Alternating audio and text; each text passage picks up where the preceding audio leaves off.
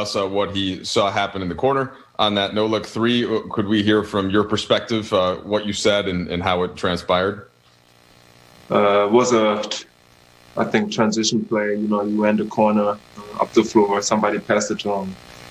I told him to bet a Benjamin on it, you know, so he shot it, or took a dribble, shot it, and turned around and said, bet, you know. Then it went in, and it's just legendary, you know. He's just such a amazing player, you know, having fun out there, and it's nice to be a part of it. Dennis, is that something you've done before with LeBron? Did it just come into your mind that it'd be a funny thing to do? Like, were you sure he could hear you? What else happened there?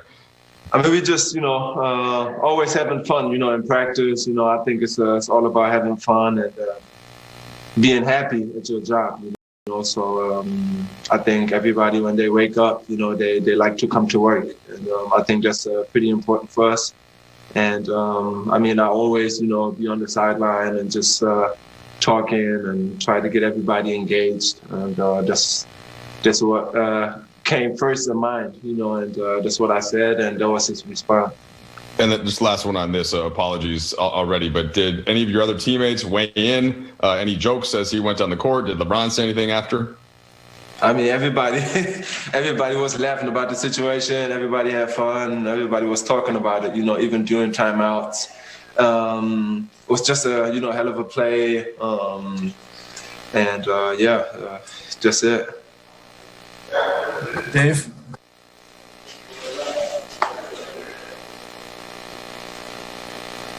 How much does in-game betting, like even if it's just something that's kind of fun like that, does that occur? Are you guys doing it on free throws or any other situations like that?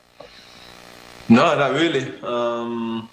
We know when we miss free throws sometimes, you know, or open dunk like Cartwheel Pope, you got to put something in the pot, you know. So, I mean, we got kind of games like that, but, you know, normally we... That was an acute pass. You were good at geometry. Real nice, Professor. We're at 60 degrees. 6 straight wins on the road to open this season. Let's hear from Frank Vogel. He's speaking with Mike in the media. Acute. I like it. Hey, Frank, you've spoken before about how it can be tricky to get a team twice in a row and it's, you know, to play to match the level of intensity. What did you see in that first quarter and the way that you came out for a second straight game against Houston? Yeah, well, we played some brilliant basketball, you know, in stretches of both of the last two games, but in particular the first quarter tonight, really the first half tonight. You know, I thought we had a great offensive motor, running the floor, crashing the boards, moving the basketball, good half-court pace, and you know, our defense was really tight, you know, with our execution and containment and all those types of things. So. You know, like I said, we know it's harder to beat a team a second time in a row, and we came out with that sense of urgency to start the game. I don't know how much you saw of LeBron's no-look three and turnaround. He said that Dennis Schroder said you're not going to make it, and he had to turn around and look him in the ate to secure the bet.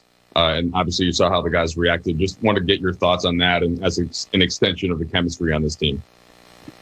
Yeah, that's one of our most important goals is to build that chemistry. I wasn't exactly sure what happened on that play. I saw the bench erupt, but now I know.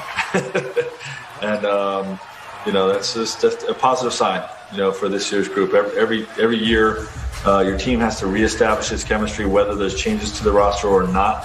And you know, it's a priority of ours, you know, to try to build that chemistry every time we're together. So you didn't see the shot, or it just was hard to see the reaction? I thought it was an ordinary corner three. Okay. Look. Is that what happened?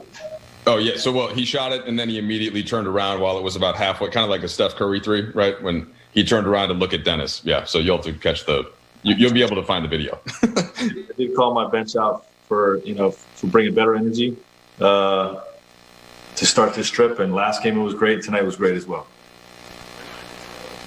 Dan? So you get credit for that shot, Frank, essentially is what you're saying. Of course. Every time you win, the coach gets all the credit. Don't you guys know this yet? That's how, well, we give the credit, so you're right. I wanted to ask you a little bit about the defensive activity tonight. Obviously, the blocks and the steals are measured. Deflections are a number you guys keep internally. It seems like you guys were on every pass tonight. I'm sure defensively that made you pretty happy. Yeah, well, it's indicative of A, containment, and B, executing our coverages the right way. When we execute our coverages and when we can handle the pick and roll with two guys, the best of our ability, that allows us to sort of stay home and recover back to the shooters. And I thought tonight was probably our best of the year in terms of recognizing those early reads and getting those recovery plays back to the shooters. So. But it starts with the two guys on the ball in the pick and roll, and it starts with the one-on-one containment that allowed us to stay home. Kyle? I know you guys are having fun tonight, but sort of the other side of this is that you guys have now won 6 straight games against the Rockets. Obviously some change on that team, but what's it like to have sort of a mental grip over a team like that and one of the best scorers in the league? Well, it's early on. That team can come around. They got a lot of firepower over there.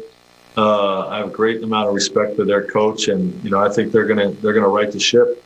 Just fortunate that we were able to prevail in the playoff series, and feel good about how we played in these 2 games. You know what time it is, Rob. What time is it? You now have 9 years on the network. Your own wall. Drop down and get over to it. Rob's Wall, ladies and gentlemen. Time for a little Access 360 breakdown. What are you breaking down? We're going to talk about the Lakers defense here. This is what's about the defense. You got to swarm. Look at everybody talking and communicating here. Look, Gasol is in position. KCP gets back and corrals James. LeBron is in position. But what we can't really see, if you look really closely, look at AD. AD's out here barking out instructions to LeBron. Tells LeBron, I got your back. So he moves up in position. And look, they all swarm like yellow jackets. They own you. Look at they wearing yellow. They like yellow jackets. Right here, you get over the screen. You push the guy into your defender. Gasol's in good position. AD is a rim protector. LeBron is right here to dig. They got the Rockets so confused. Look, they got bad spacing right here. Off his shoulder. Back here. Out of bounds. They don't know what they want to do. Look, they got to talk about it. They don't know. They just all discombobulated out there. Here now, he tries to get angry and goes over. Look at the defense. Look at Schroder get a foot in the paint and say, you know what, I got your back. But Schroder knows he's so quick. Look how fast he gets back out there to the defender. He gets back in perfect position. Look, like so he can't go around and stays in front. Here, you give it out. Trez is in a great position. He approaches him just right. The thing about this is a lot of people want to overshoot the play, but they're in position. Look at this, swarming defense. Yellow jackets on you, stinging you, making you mad, making you miserable. Look, now what you're going to do, I'm just going to throw a shot up. You know what we're going to do? Bad shot. Now we're off to the races. That's what you got to do as a defense. It's like yellow jacket. I remember one time I was walking through the woods in Alabama, and I stepped in a yellow jacket. That could not have been fun. And it was all over me, just like the Lakers defense. Like they all over you. Look at the flames going on behind you. Ooh, that's hot. Look at that over there. Ooh, that's hot. Man, I'm sweating over here. You're having a lot of fun, aren't you? Yes, I am, man. You got to enjoy this world because there's a lot of things going on in this world that we don't want, or we don't like. But you got to make the best of your time. Big Game's just smiling with approval, aren't you? Just proud of them. I just don't know if you guys. I like that fire behind you. Looks good, by the way. I don't think you guys realize the body motion that Rob puts into it. I mean, he's really like a coach on the sideline. He's